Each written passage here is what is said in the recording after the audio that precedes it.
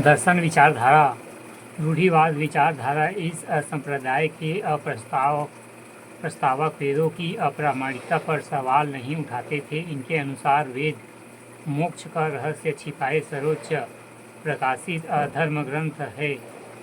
6 उप संप्रदायों संख्या, योग, न्याय, वैशेषिक, मीमांसा और वेदांत को सदर्शन कहा जाता था।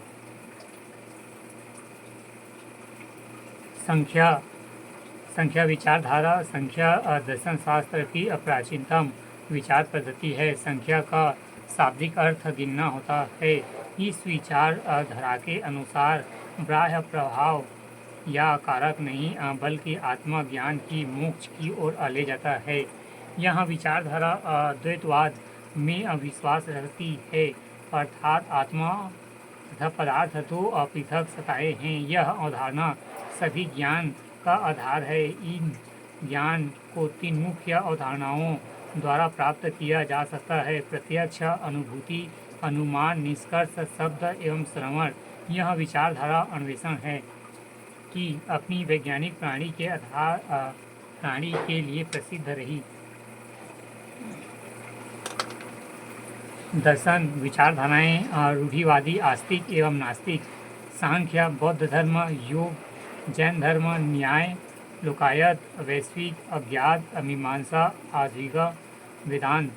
दर्शन प्रवर्तक, संख्या, कपिल, योग, पतंजलि, न्यास, गौतम, वैशेषिक, कणाद, मीमांसा, जैमिनी, वेदांत, बद्रायण।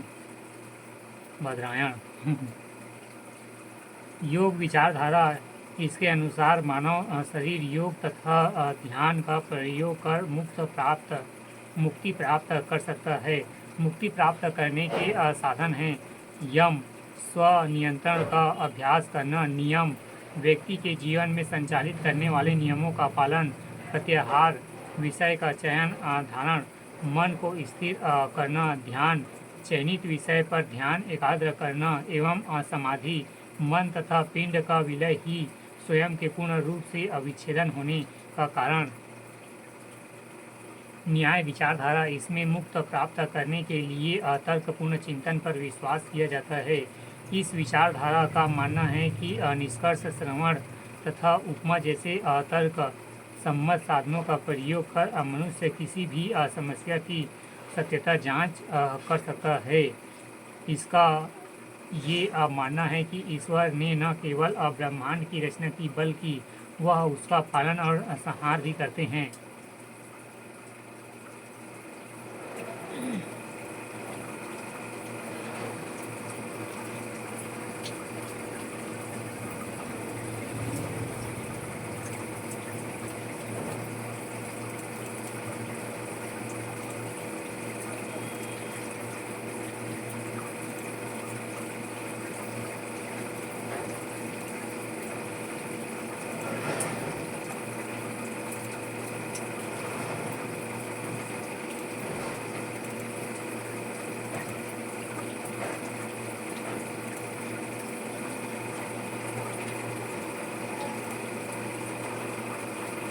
वैशेषिक विचारधारा। यह विचारधारा ब्रह्मांड की भौतिकीयता में विश्वास करती है। इसके अनुसार ब्रह्मांड का हर पदार्थ 5 मुख्य तत्वों अग्नि, वायु, जल, पृथ्वी और आकाश से बना है।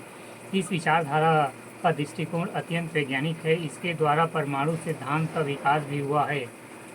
मीमांसा विचारधारा। मीमांसा का वास्तविक अर्थ तर्कपूर्ण चिंतन, विवेचन तथा अनुप्रयोग की कला।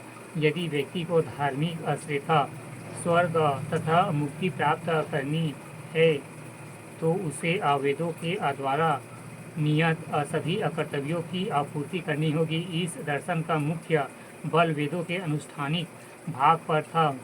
मुक्ति की प्राप्ति हेतु व्यक्ति को वैदिक अनुष्ठानों का निष्पादन पुरोहित की सहायता से करना होता है। इसलिए इस दर्शन में विभिन्न वर्गों के बीच सामाजिक अंतर को निहित रूप से वैधता प्रदान की गई है। ब्राह्मणों के द्वारा इसका प्रयोग लोगों पर वर्चस्व स्थापित करने में किया गया। वेदांत विचारधारा।